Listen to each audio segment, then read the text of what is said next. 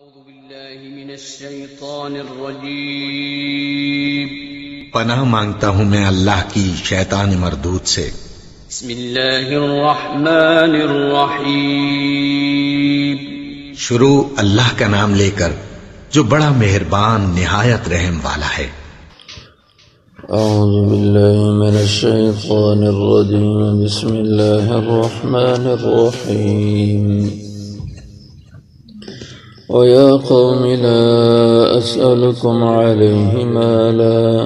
إن أجري إلا على الله وما أنا بطارد الذين آمنوا إنهم ملاقو ربهم ولكني أراكم قوما تجهلون ويا قوم من ينصرني من الله إن طردتهم فلا تذكرون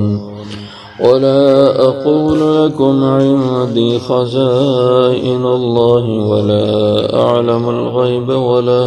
أقول إني ملك ولا أقول للذين تجتري أعينكم لن يؤتيهم الله خيرا الله أعلم بما في أنفسهم إني إذا لمن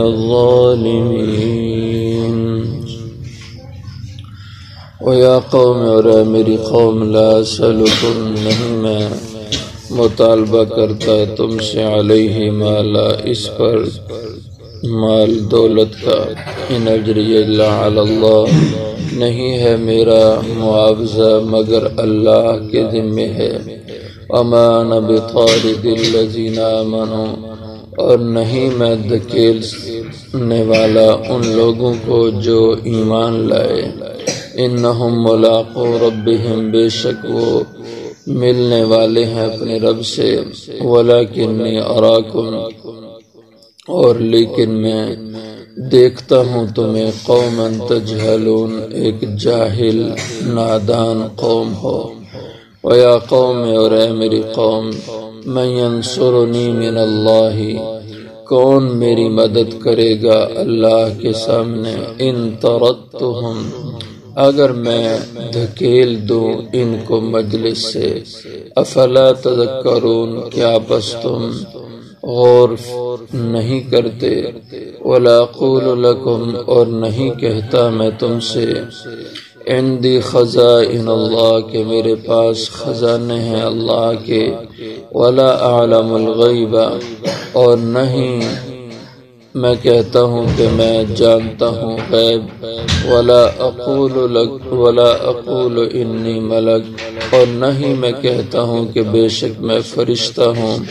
ولا اقول للذین اور نہیں میں کہتا ہوں للذین ان لوگوں کے لیے تزدری اعینکم کہ حقیر دیکھتی ہیں انہیں تمہاری آنکھیں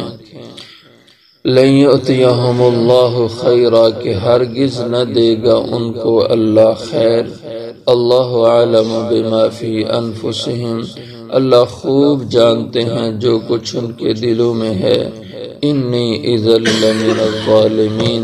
بے شک میں اس وقت البتہ بے انصافی کرنے والوں میں سے ہوں گا۔ حضرت نوح علیہ السلام کا ذکر ہو رہا ہے۔ آپ اپنی قوم کو سمجھاتے رہے جو شرک اس قوم میں تھا اس شرک سے نکالنے کی کوشش کرتے رہے اور یہ پہلی قوم تھی کہ جن میں شرک پیدا ہوا اور یہ پہلے پیغمبر تھے جو شرک کے رد کے لیے اس کے سد باب کے لیے بھیجے گئے۔ اس سے پہلے قوموں میں بگاڑ تو آیا لیکن اخلاقی بگاڑ ہوتے تھے اور دینی لحاظ سے بگاڑ ہوتا تھا لیکن ان میں شرک نہیں تھا۔ یہ شرک حضرت نوح علیہ السلام کی بعثت سے پہلے لوگوں میں پیدا ہوا اور آپ نے اس کی آ کر کے نفی کی مخالفت کی اور آپ کے دور میں جو مشرکوں نے بڑے خدا بنائے ہوئے تھے وہ اہل اللہ تھے اللہ کے نیک بندے تھے جن کے نام ود، سوا، یعوس، یعوق اور نصر قرآن کریم میں ان کا سورہ نوح میں بیان ہے۔ تو آپ کے اسی پیغام اور دعوت کا ذکر ہے وَيَا قَوْمِ، اور آپ نے اپنی قوم سے خطاب فرمایا کہ اے میری قوم لا اسألکم علیہ مالا، کہ یہ جو میں تمہیں سمجھا رہا ہوں اور تمہیں دعوت دے رہا ہوں یہ کسی پیسے یا کسی غرض کے لیے نہیں، میں یہ اللہ کے لیے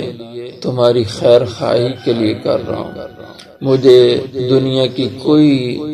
دولت نہیں چاہیے، پیسہ نہیں چاہیے، اور اس کام پہ میں صرف اور صرف اللہ سے اس کے صلے کا طلبگار ہوں۔ تو نہیں میں مطالبہ کرتا، سوال کرتا تم سے علیہ اپنے اس کام پر مالا، کسی مزدوری کا، مال معاوضے کا۔ ان اجری الا علی اللہ، نہیں ہے میری مزدوری اس کام کی مگر اللہ کے ذمے ہے، یعنی آخرت میں اللہ مجھے اس کے عوض میں انعامات سے نوازیں گے۔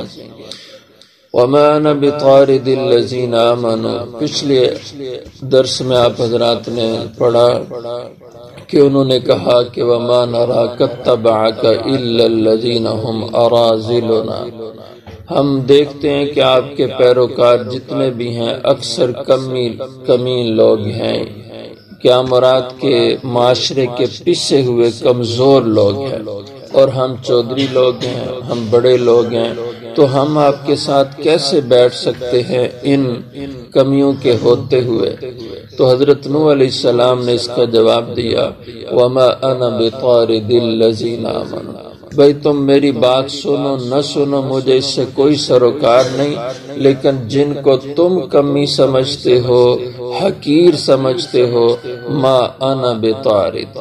میں نہیں ان کو اپنی مجلس سے نکال سکتا، دھکیل سکتا، الذین آمنوا، جو ایمان لائے۔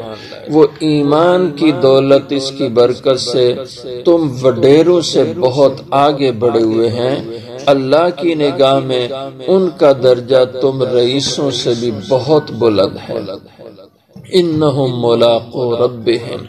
بے شک وہ ملنے والے ہیں اپنے رب سے، یعنی انہیں اپنے رب کی ملاقات کا یقین اور اس پر ایمان ہے۔ ولیکنی اراکم قوما تجہلون، جو تمہارا رویہ ہے کہ تم انہیں اس لحاظ سے کمین حقیر جان رہے ہو کہ ان کے پاس دولت نہیں، ان کے پاس ریاست نہیں، اور وہ معاشرے میں دولت کے لحاظ سے کمزور طبقہ ہے یا برادری خاندان کے لحاظ سے کمزور ہیں، اور تم مالدار ہو، تم بڑے خاندانوں والے ہو، اس لیے ان کو حقیر جانتے ہو۔ اس سوچ سے میں تمہیں دیکھ رہا ہوں، ولیکنی اراکم، اور لیکن میں تمہیں دیکھ رہا ہوں، خیال میرا تمہارے بارے میں یہ ہے کہ قوما تجہلون، تم ایک نادان، بے وقوف اور جاہل قوم ہو جو یہ سوچ رکھتی ہو۔ وَيَا قَوْمِ،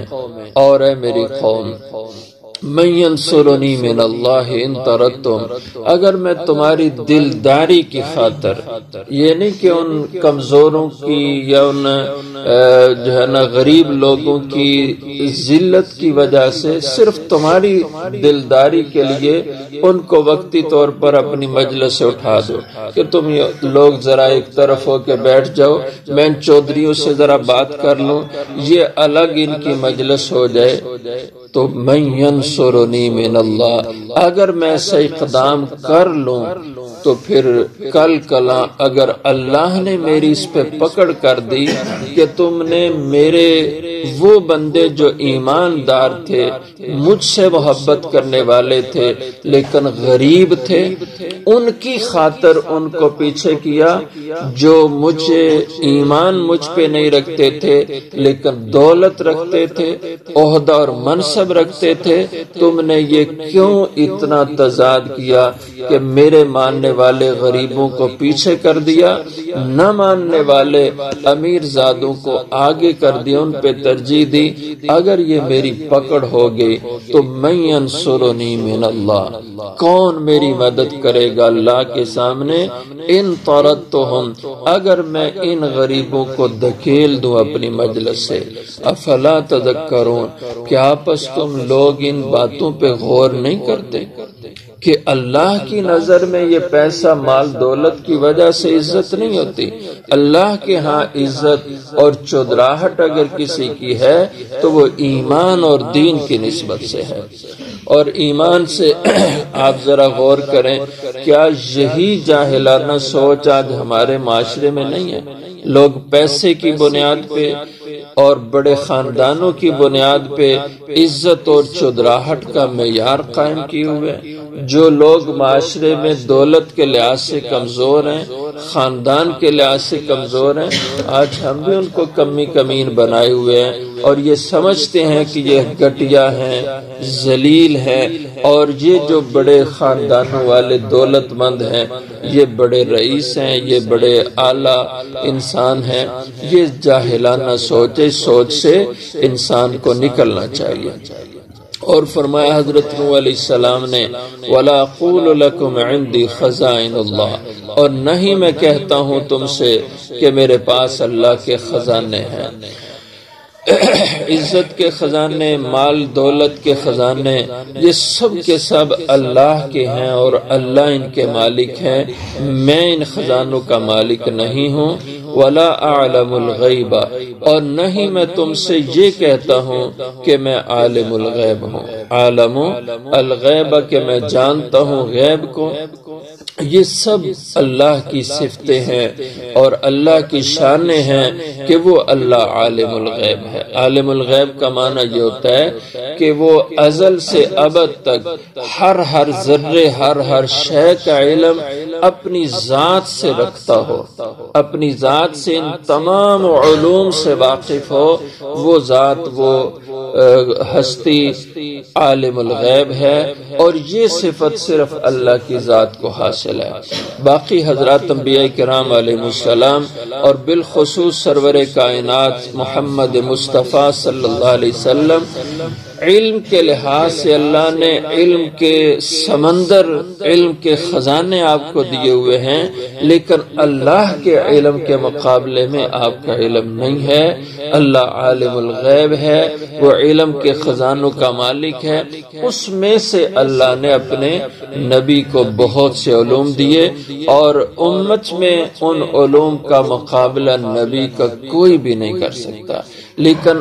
عالم الغیب ہم پیغمبر کو نہیں کہہ سکتے کہ قرآن کی ان آیتوں، یہ ایک نہیں بہت سی آیتیں ایسی ہیں کہ جن میں یہ صفت اللہ نے اپنی ذات کے لیے خاص رکھی ہے، اور جو صفات اللہ کی ذات کے ساتھ خاص ہیں ان صفات میں اللہ کے محبوبین کو شریک کرنا یہ قرآن کی اصطلاح میں شرک بنتا ہے۔ وَلَا أَقُولُ إِنِّي مَلَكٌ، اور نہیں میں کہتا ہوں تم سے کہ بے شک میں کوئی فرشتہ ہوں، میں کوئی نوری مخلوق ہوں، ایسا میں دعویٰ بھی نہیں کرتا۔ وَلَا أَقُولُ لِلَّذِينَ تَزْدَرِي أَعْيُنُكُمْ، اور نہیں میں یہ کہہ سکتا ہوں ان لوگوں کے حق میں تزدری اعینکم، جن کو حقیر دیکھتی ہیں، گھٹیا دیکھتی ہیں تمہاری نظریں، یعنی جو تمہاری نگاہ میں گھٹیا لوگ ہیں، جن کو تم کمی سمجھتے ہو تمہاری نظروں میں، لن یؤتیہم اللہ خیرا، محض غربت یا کمزور ہونے کی وجہ سے میں ان کے بارے میں یہ سوچ رکھ لوں یا یہ کہہ دوں، قول رکھوں کہ لن یؤتیہم اللہ خیرا، کہ ہرگز نہیں دے گا ان کو، عطا کرے گا ان کو اللہ کوئی خیر، ایمان اور عزت، یہ میں نہیں کہہ سکتا۔ وہ تو اللہ کی نظر میں بڑے معزز ہیں، تمہاری نظر یا تمہارے معیار کی کیا حیثیت ہے اللہ کے انتخاب کے مقابلے میں؟ اللہ عالم بما فی انفسہم۔ فرمایا اللہ کے ہاں قیمت، قدر، منزلت دلوں کے تقوی کی ہے۔ تو کون کیا جانے کہ کس کے دل میں کتنا تقوی ہے؟ یہ کیسے تم ماپ سکتے ہو کہ اس کے دل میں اللہ کی محبت نہیں، تقوی نہیں ہے؟ تو یہ کیوں کہتے ہو کہ یہ گھٹیا ہے، یہ حقیر ہے، یہ اعلی ہے؟ وہ تو سب اللہ کے علم میں ہے۔ اللہ عالم، اللہ خوب جانتے ہیں بما فی انفسہم، جو کچھ ان غریبوں کے دلوں کے اندر اللہ کی محبت، اس کا تقوی ہے، یہ تو اللہ ہی جانتے ہیں، اور عزت تو اسی کی بنیاد پہ ہے۔ انی ذل من الظالمین، اگر میں ان چیزوں کا دعویٰ کروں کہ میں خدا کے خزانوں کا مالک ہوں، میں عالم الغیب ہوں، میں کوئی نوری مخلوق ہوں، اور یہ کہ میں ان کمزور لوگوں کو تمہارے کہنے پہ اپنی مجالس سے دور کر دوں، اگر میں ایسا کہوں کروں تو انی اذن، بے شک میں اس وقت لمن الظالمین، البتہ بے انصافوں میں سے ہو جاؤں گا۔ یہ مجھ سے کبھی توقع نہ رکھنا کہ میں ایسا کر سکوں گا، یہ تو اللہ کی ذات کی سب صفات ہے، اور میں تو اللہ کا پیغمبر ہوں۔ اللہ نے مجھے تمہارے لیے اصلاح کے لیے تم تک اللہ کے پیغام پہنچانے کے لیے چنا ہے، اور یہ میں کام برابر کرتا رہوں گا، اس میں کوئی میں کمی نہیں چھوڑوں گا۔ آخر دعوانا